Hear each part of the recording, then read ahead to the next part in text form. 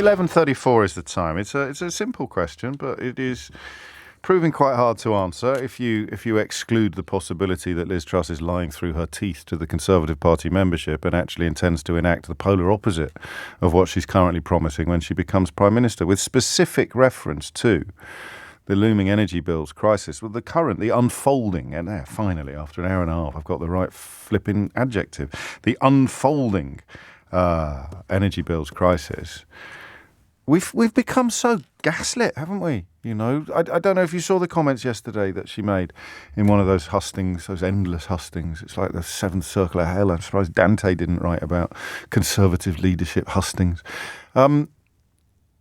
Asked about whether France is a friend or a foe, which is by definition a xenophobic question and ridiculous. France is in NATO. They're literally one of our key allies. Geographically, they're our closest ally. There is currently a war in Europe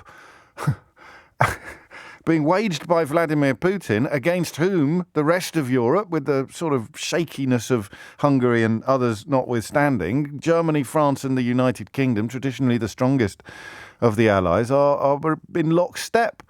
Ask Liz Truss, is Macron a friend or a foe? And she said, the jury's still out. That's just like playing with matches in a petrol station. It's delinquent.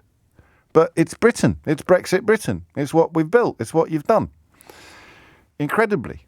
So I mention that because I have this phrase, as you know, I say in normal times. I don't know what normal times are, but in normal times, that could have been. Remember when Andrea Leadsom got essentially torched her own leadership ambitions because she said as a mother, as if she was implying, well, she was implying that because she had children and Theresa May didn't, she'd somehow be a more rounded human being or a more effective prime minister or a more effective politician. I mean, absolutely crackerjack.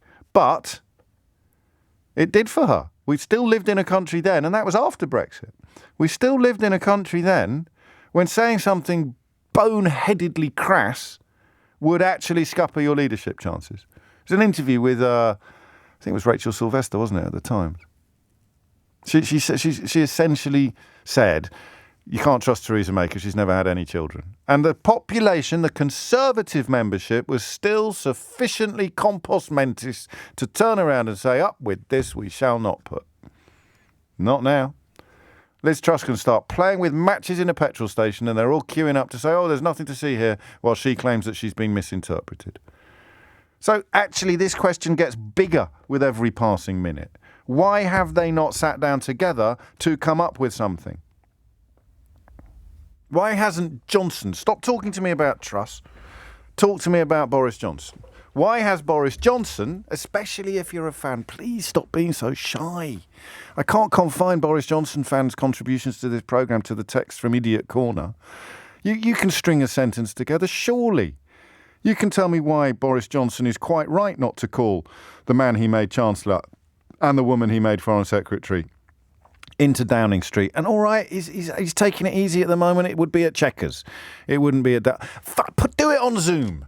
Do it on Zoom. Have a Zoom call with the man you made Chancellor and the woman you made Foreign Secretary. Just have a Zoom call, come up with a policy, come up with a plan, come up with something to address the fears and concerns of people staring into this unfolding energy bill crisis. So why has Boris Johnson done nothing?